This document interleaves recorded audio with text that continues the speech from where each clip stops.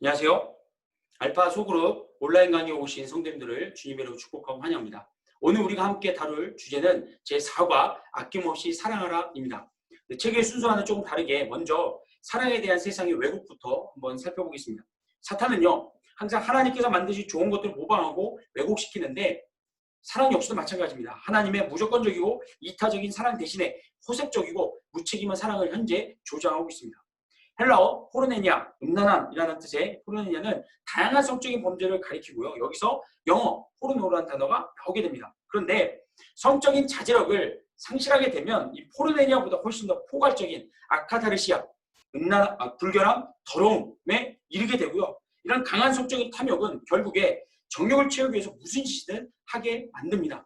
근데 이것을 사탄이 지금 목표로 해서 계속해서 우리를 유혹하고 있다는 거죠. 사탄의 6단계의 계획을 보면요.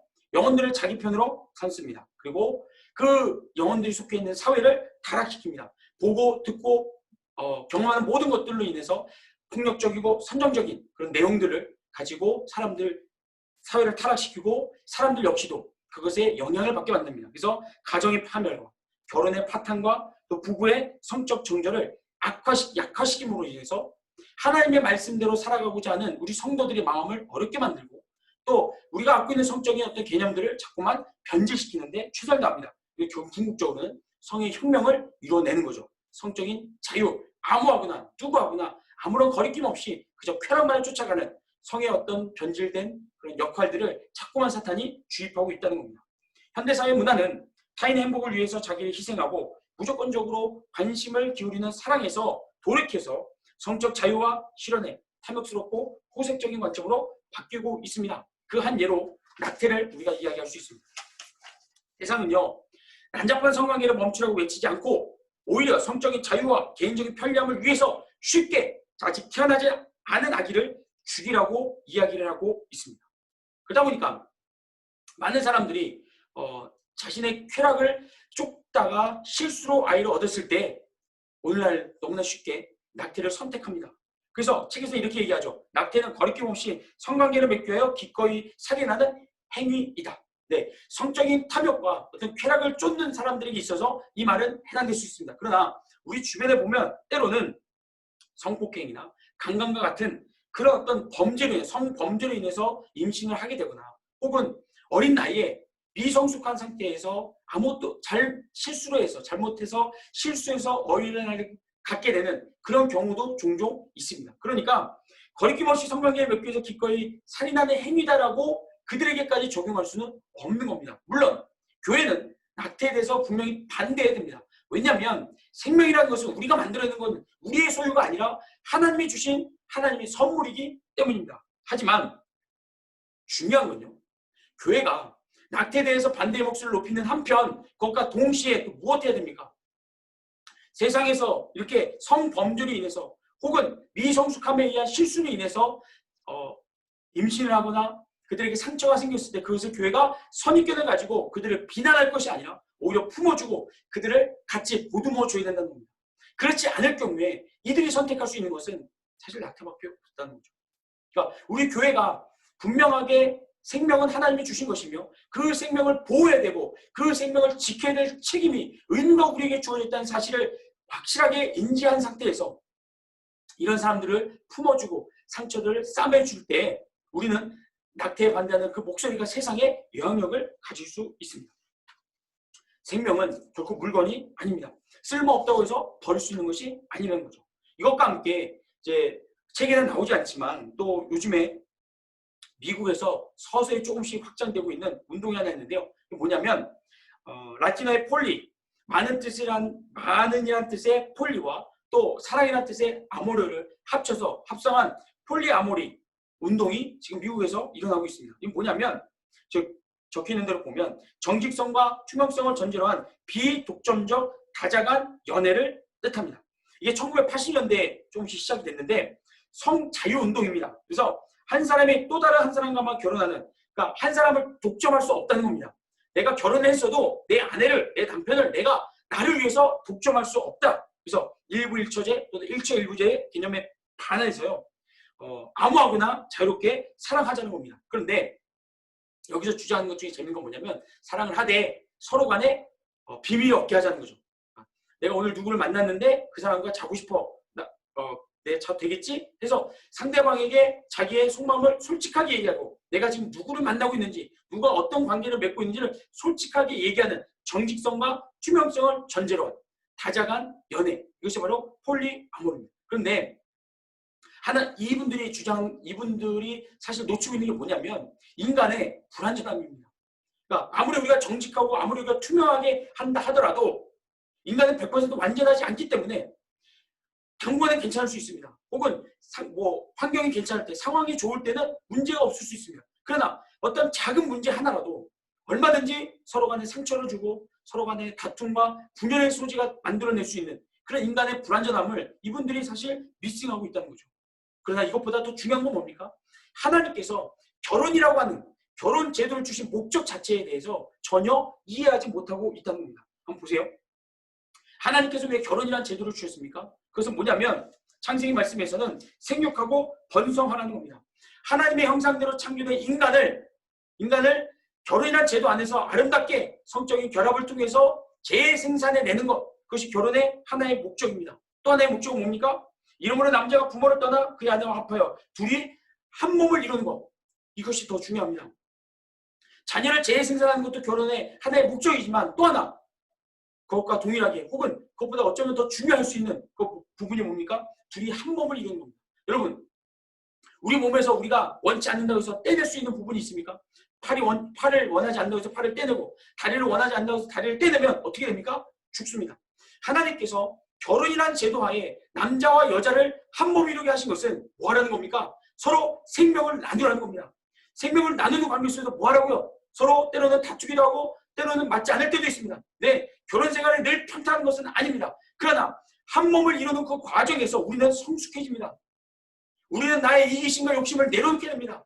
배우게 됩니다. 상대방을 무엇이 좋았는지, 상대방을 어떻게 해야 더 사랑할 수 있는지, 어떻게 해야 그 사람의 마음을 더 편하게 해줄 수 있는지, 결혼을 통해서 부부간의 관계에서 혹은 부모와 자녀 간의 관계 속에서 서로서로를 훈련하고 인격을 다듬어가고 그래서 결국에는 하나님을 더 찾도록 하게 하는 우리 가정의 주인은 내가 아니구나. 우리 가정의 주인은 하나님이 되셔야 되는구나. 그래야 우리 가정이 평안한 겁니다.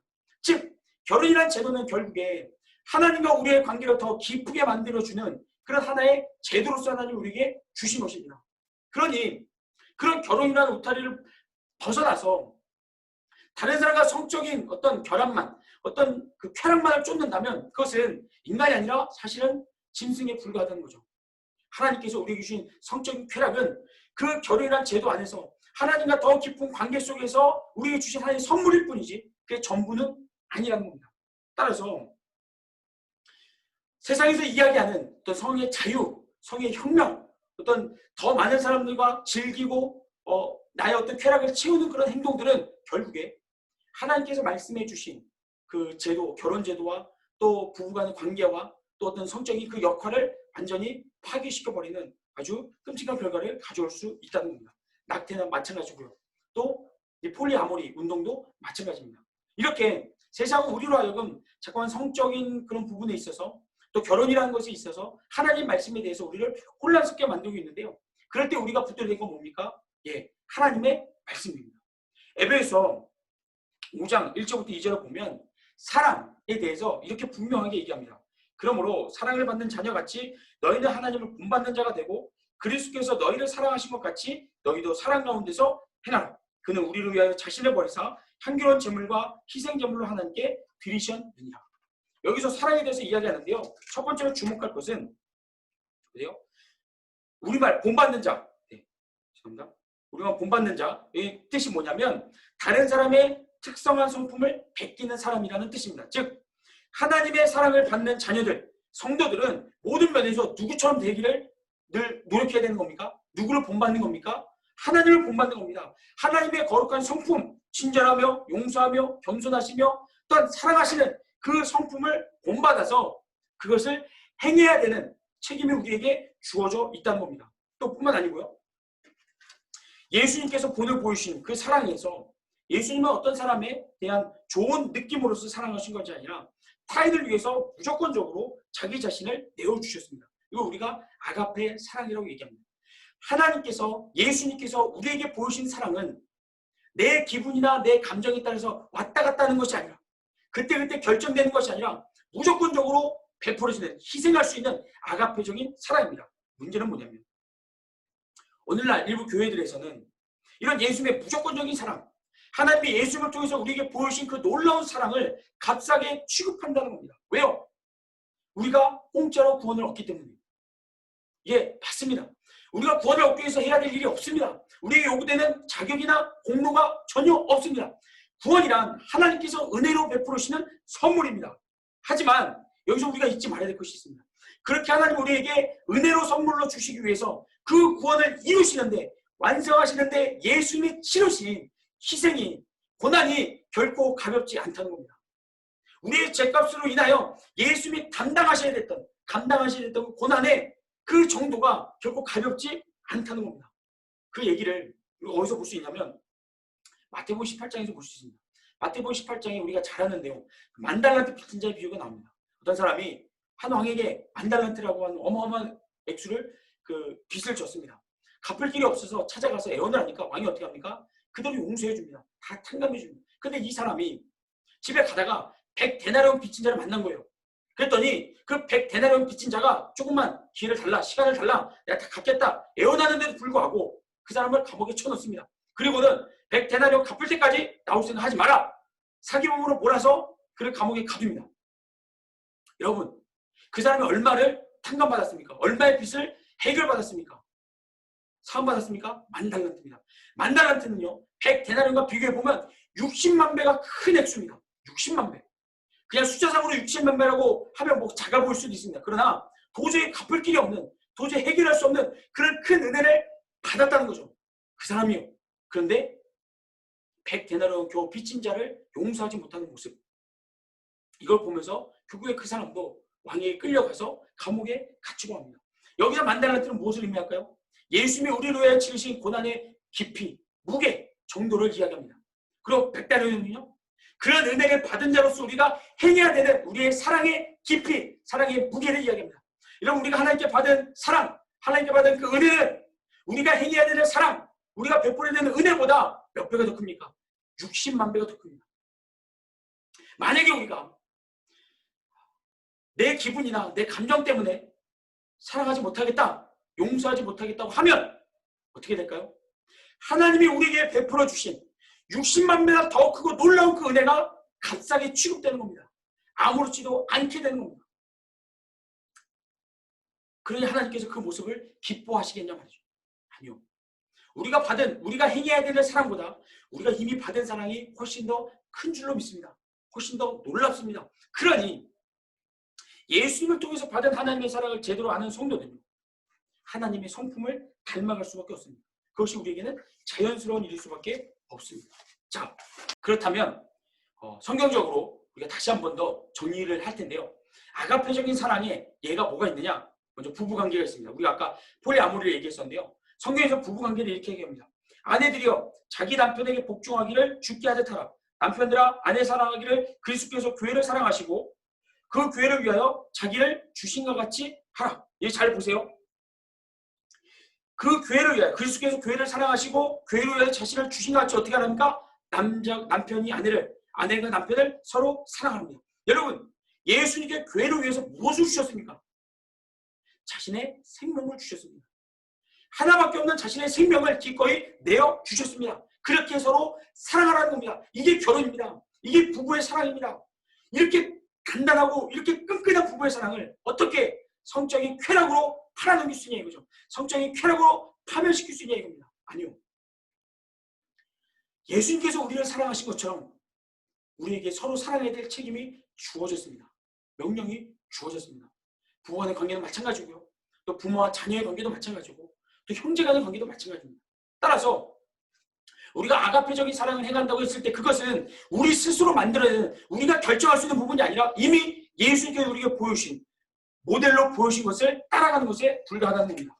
자, 또 하나를 더 보면 예수님의 세족식을 보겠습니다. 유월절 전에 예수께서 자기가 세상을 떠나 아버지께로 돌아가실 때가 이른 줄 아시고 세상에 있는 자기 사람들을 사랑하시되 끝까지 사랑하시니라. 여러분 들어보셨을 겁니다. 그 당시에 발을 씻겨준다? 이거는 종이 하는 일이었습니다. 손님이 왔을 때 종이 무릎을 꿇고 물에다가 그 발을, 더러워진 발을 씻겨주는 거, 종이 하는 일이었습니다. 그런데 예수님께서 주인으로서, 선생님으로서, 그리스도로서 제자들의 발을 씻겨 주셨다는 거죠. 몸소 겸손과 사랑을 실천해 보여주셨다는 겁니다. 그런데 여기서 우리가 더 주목해 볼 것은 뭐냐면, 그렇게 예수님의 사랑을 받은 제자들의 상태입니다.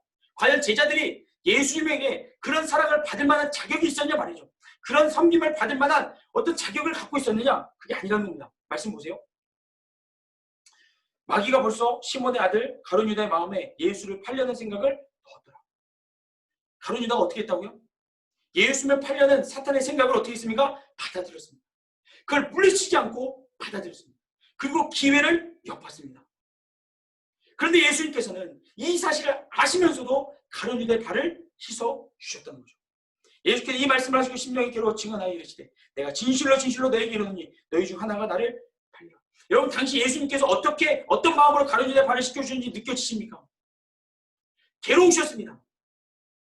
예수님이 배신당하고 예수님이 나중에 짊어지는 십자가를 바라보면서 그것 때문에 괴로워하신 것이 아니라 예수를 배신하겠다고 하는 그 사탄의 생각을 분별 없이 받아들인, 그거를 취한 가룟 유다의 그런 안타까운 모습, 그것에 대해서 괴로워하시면서 예수님께서도 그러나 가룟 유다의 발을 씻어주십니다.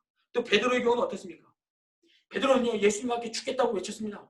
그러나 예수님은 알고 계셨습니다. 베드로가 예수님을 3번이나 부인하는 사실. 그런데도 베드로의 발도 씻어주셨습니다. 무슨 얘기냐면, 우리가 사랑해야 될 대상이 이런 분들이라는 겁니다. 우리에게 잘해주고 우리에게 유익이 되고 도움이 되는 사람들만 우리가 사랑할 것이 아니라, 예수님이 우리에게 보여주신 본은 뭡니까? 나이스하지 않고 사랑할 만하지 않고 언제든지 나에게 등 돌릴 수 있는 그 사람들까지도 사랑해 주어야 된다는 거죠. 이게 아가페 사랑의 모범으로서 예수님께서 우리에게 보여주신 것입니다. 자, 그렇다면 과연 예수님께서 제자들을 이렇게 끝까지 사랑할 수 있는 비결이 무엇일까? 한번 보시면요, 우리의 믿음의 근원이시며 우리 믿음을 완전케 하신 예수님을 바라봅시다. 그분은 장차 너를 기쁨을 위하여 부끄러움과 십자가의 고통을 참으셨으며 지금은 하나님의 오른편에 앉아 계십니다. 여러분은 죄인들의 이런 층으로 몸소 참으신 예수님을 생각하면서 낙심하지 말고 용기를 내십시오. 현대인의 성경으로 우리가 읽어봤는데요, 여기서 우리가 주목할 게 뭡니까? 예수님께서 뭘 참으셨다고요? 부끄러움과 십자가의 고통을 참으셨다는 겁니다. 놀랍죠? 예수님도 부끄러워하셨습니다. 우리가 보통 오해하는 게 있습니다. 예수님이니까 이렇게 사랑하시는 거야. 예수님이니까 이렇게 참아내는 거야. 예수님이시니까 할 수 있는 거지. 우리는 못해라고 하면서 핑계 댈 때가 많습니다. 변명할 때가 많습니다. 그런데 보세요. 예수님도 부끄러워하셨습니다. 자기를 배신할 수 있는 사람들을 사랑하신다는 것 자체가, 또 그들에게 배신당하는 거, 조롱당하는 거, 그들에게 손가락질 맞는 거, 그에 대해서 예수님도 감정적으로 상하시고 아파하셨습니다. 십자가의 고통이요 느껴지셨습니다. 손에 못을 박을 때, 머리에 가시멀리가 쓰실 때, 창으로 옆구리를 찔릴 때 예수님도 고통스러워하셨습니다. 아파하셨습니다. 그럼에도 불구하고 예수님께 뭘 바라봤냐 이거죠. 어떻게 그걸 견뎌내셨냐 이겁니다. 뭡니까? 장차 누릴 기쁨을 위하여. 하나님의 나라에서 주어질 그 기쁨, 세상에서 뺏기지 않는, 영원히 시들지 않고 썩지 않는 그 하늘의 기쁨을 바라보면서 예수님께서 이 세상의 부끄러움과 고통과 괴로움을 다 견뎌내셨다는 겁니다. 이게 비결입니다. 그렇다면 예수님에게만 이런 소망이 주어졌습니까? 예수님에게만 하늘의 기쁨, 하늘의 영광이 주어졌냐 말입니다. 그러면 예수님만 하실 수 있는 겁니다. 아니잖아요. 우리에게도 주어져 있잖아요. 우리에게도 천국의 소망이 있고, 우리도 하나님의 나라 가면 하나님이 우리의 눈물을 다 닦아줄 수 있습니다. 우리가 이 땅에서 당했던 모든 어려움과 괴로움과 고통과 슬픔과 아픔에 대해서 하나님이 이해하시고 동감하시며 그 상처를 싸매주시고 치유해 주실 줄 믿습니다. 그러니 우리도 뭘 바라보면 됩니까? 장차 누릴 하늘의 기쁨 바라보시면 됩니다. 이것이 첫 번째 비결이고요. 또 하나가 있습니다. 뭐냐면, 어떤 분들은 그런 얘기합니다. 아니, 그렇게 사랑하다가 이용당하면 어떡합니까? 억울하지 않습니까? 예, 억울할 수 있습니다. 그러나 여러분 이 말씀 보세요. 아무에게도 악을 갚지 말고 오직 모든 사람 앞에서 선한 일을 도모하라. 할 수 있거든 너희로서도 모든 사람과 더불어 화목하라. 내 사랑하는 자들아, 너희가 친히 원수를 갚지 말고 하나님의 진노하심에 맡기라. 기록되었으되 원수 갚는 것이 내게 있으니 내가 갚으려 주께서 말씀하시니라. 내 원수가 줄이거든 먹이고 목마르는 마시게 하라. 그야말로 숯불을 머리에 쌓아놓으라. 악에 지지 말고 손으로 악을. 이 말씀이요, 굉장히 어려운 말씀입니다. 실천하기 힘든 말씀입니다. 우리에게 부담을 팍팍 주는 말씀입니다. 그런데 여러분, 여기서 우리가 놓치지 마셔야 될 것입니다. 믿음으로 붙드셔야 될 말씀이 있습니다. 뭡니까? 너희가 친히 원수를 갚지 말고 하나님의 진노하심에 맡기라. 원수 갚는 것이 내게 있으니 내가 갚으리라. 하나님의 약속의 말씀입니다. 누가 우리를 위해서 복수하신답니까? 하나님 말씀입니다. 여러분, 우리가 복수하면 기껏해야 이 세상의 생명밖에 빼앗지 못합니다. 그 원수에게 아무리 많은 고통을 주고 아무리 많은 괴로움을 주더라도 그 고통과 괴로움은 이 세상에서 끝나버립니다. 우리가 할 수 있는 것은, 우리가 복수할 수 있는 것은 이 땅에서의 삶, 생명만을 빼앗는 것, 그게 답니다. 그러나 하나님이 복수하시면 어떻게 될까요? 영원히 살아계시는 하나님께서 천국과 지옥을 만드시고 사람들을 천국과 지옥으로 보내실 수 있는 하나님께서 복수하신다면 어떻게 될까요? 그 고통과 괴로움은 영원할 겁니다. 물론 이 말씀을 가지고 우리 원수를 향해서 막 저주하라는 말이 아닙니다. 너는 하나님께 이제 저주받을 거야. 너는 영원히 이제 지옥에 떨어질 거야. 이렇게 저주하라는 말씀이 아닙니다. 다만 우리 보고 하지 말라는 겁니다. 하나님께서요. 왜요? 그게 완전한 복수가 되지 않기 때문에. 오히려 우리가 복수하면 할수록 어떻게 됩니까? 우리 손에 죄악의 피를 묻히게 됩니다. 그러니 하나님께서 하지 말라는 겁니다. 내가 하겠다는 겁니다. 사랑하는 성도 여러분, 사랑한다는 거 쉽지 않습니다. 어렵습니다. 아까 말씀드렸듯이 이용당할 수도 있고요. 괴로움을 당할 수도 있습니다. 그러나 분명한 사실은 우리 혼자 이 세상 살아가는 것도 아니고 우리가 살아가는 이 삶을 우리만 아는 것도 아닙니다. 하나님은 다 지켜보고 계시며 하나님께서 최종적으로 판결하시고 갚아주실 줄로 믿습니다. 그러기에 여러분, 우리가 마지막으로 이 말씀 보고 마칠 텐데요. 사랑, 성경에서 말하는 희생적인 사랑, 아가페적인 사랑은 우리에게 명령으로 주어져 있습니다. 왜냐하면 이 명령을 하신 분이 살아계시기 때문에, 이 명령을 주신 분이 나중에 우리의 삶을 판결하실 것이기 때문입니다. 새 계명은 너에게 주노니 서로 사랑하라. 내가 너희를 사랑한 것 같이 너희도 서로 사랑하라. 너희가 서로 사랑하면 이로써 모든 사람이 너희가 내 제자인 줄 알리라. 사랑하는 우리 알파 소그룹에 참여하는 모든 우리 성도 여러분, 하나님께서는 자신있게 이렇게 말씀하셨습니다. 너희가 서로 사랑하면 모든 사람이 너희가 내 제자인 줄 알리라. 사랑하는 제자, 이 세상에서 하나님 말씀대로 사랑하는 제자, 그 제자를 하나님은 보기 원하십니다. 그 제자가 되라고 우리에게 지금 명령하고 계십니다. 사랑은요, 우리의 의지나 선택의 문제가 아닙니다. 우리 인격의 성숙도의 문제도 아닙니다. 사랑은 순종의 문제입니다. 바라옵기는 하나님께서 명령하시는 이 말씀에 대하여 철저하게 순종하심으로 사랑의 열매를 가득가득 맺히시기 바랍니다. 어려운 사람, 사랑하기 어려운 사람일수록 더 풍성하고 더 큰 사랑의 열매를 가득 맺어주시기를 부탁드립니다. 그래야 하나님 나라 갔을 때 저희가 부끄럽지 않을 수 있습니다. 그래야 하나님이 나라 갔어도 주님, 제가 주님의 제자입니다 라고 자신 있게 하나님께 이야기할 수 있습니다. 세상이 아무리 혼탁하고 세상이 아무리 거짓된 정보를 우리에게 넣어준다 하더라도 여러분, 하나님의 말씀으로 분별해 가시면서 우리에게 주어진 이 땅에서의 삶을 더럽히지 마시고 우리의 몸을 더럽히지 마시고 정결한 신부로서 지키시고 거룩함으로써 승리하는 저 여러분 되기를 주의 이름으로 축복합니다. 아멘. 기도하겠습니다. 하나님 아버지, 오늘 우리가 아낌없이 사랑하라 라는 주제로 말씀을 나누었습니다. 예수님께서 우리에게 먼저 본인이 되어주셨습니다. 제자들을 끝까지 사랑하셨고 또 자기를 욕하고 핍박하는 자들을 향해서도 저주하거나 복수하지 않으시고 오히려 그들의 죄를 용서하시며 사랑해 주시는 모습으로서 우리가 어떻게 사랑해야 될지를 보여주셨습니다. 세상은 점점 더 악해져 가고 있습니다. 교묘하게 마치 유행을 조장하면서 사람들의 성적인 타락과 성의 자유를 외치고 있습니다. 그러나 이런 혼탁한 세상 속에서 저희들 하나님의 말씀 단단히 붙들고 잘 분별해 갈 수 있도록 도와주시옵소서. 우리에게 주어진 이 땅에서의 한 번밖에 없는 삶을 하나님, 죄악됨과 더러움으로 얼룩지는 것이 아니라 거룩함과 의로움으로 하나님 말씀에 대한 순종함으로 저희들 아름다운 열매들을 가득 맺어 그날 하나님 앞에 서는 그날에 착하고 충성된 종이라 칭찬 들을 수 있는 저희 모두가 되게 하여 주시옵소서. 이제 이후에 제가 소그룹 나눔을 갖습니다. 리더분들에 안에 지혜 주시고 우리가 함께 말씀을 나누며 우리의 삶을 나누고자 할 때 더욱더 우리 안에 사랑의 열매가 가득가득 맺혀지게 하시고 또한 우리의 머리에서만이 아니라 우리의 손과 발에서 그 사랑의 열매가 실천되어지고 나눠질 수 있도록 도와주시옵소서. 감사드리며 예수님의 이름으로 기도합니다. 아멘. 이상 강의를 마치겠습니다. 또 각자 이제 또 소그룹에 진행하도록 하겠습니다. 감사합니다.